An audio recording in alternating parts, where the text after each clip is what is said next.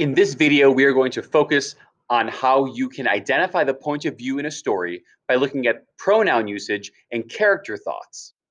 So if you need to first view the previous video that goes over the definitions of point of view, please do that. And you also have your notes that you can refer to. We also have this point of view flow chart, where if you follow through starting at number 1, it asks what type of pronouns are used. It leads you up to first person or down to some type of third person, and you can finish tracing through the flow chart if this helps you determine what point of view your novel or your story is written in. First, we're going to take a look at an excerpt from a story called The Good Mother by Priscilla Galloway. This is a futuristic science fiction retelling of Little Red Riding Hood or Little Red Cap.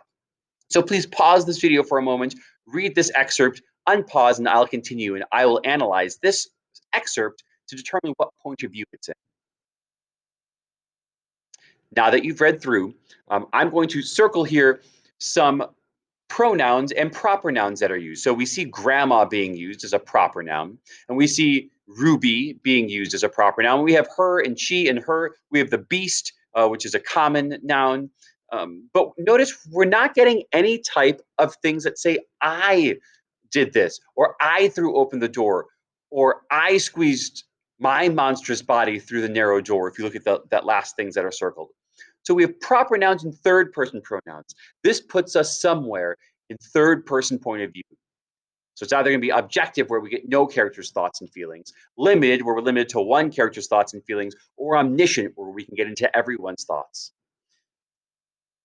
So now take your novel, look through the current chapter you're in, and determine what pronouns are used. Jot those down for yourself, and when you're ready, unpause and then continue.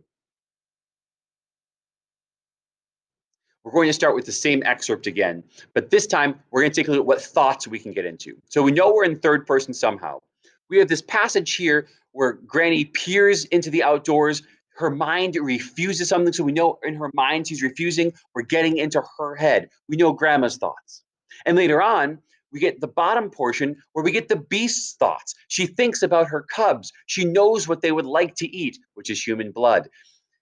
And so we're getting into two different characters' thoughts. This is third person omniscient. So now go back to that same chapter that you just looked through to identify pronoun usage. Remember, if you see an I in quotation marks, that doesn't count. We're looking for the I in the narration. But here, now go through, you're going to take a look at any character thoughts or feelings or emotions, and you're going to identify those feelings in your novel. When you're ready, unclick and we will wrap up. So at this point, you should be able to determine the point of view your story is told in. Now, sometimes we will have a change per chapter. Maybe it's always third person limited, but we're limited to a different character every chapter. We're going to look at chapters as the unit of analysis here to determine point of view. If you need to review this video or look at the flowchart, please do so. But at this point, you should be able to identify the point of view in a novel or a story you are reading.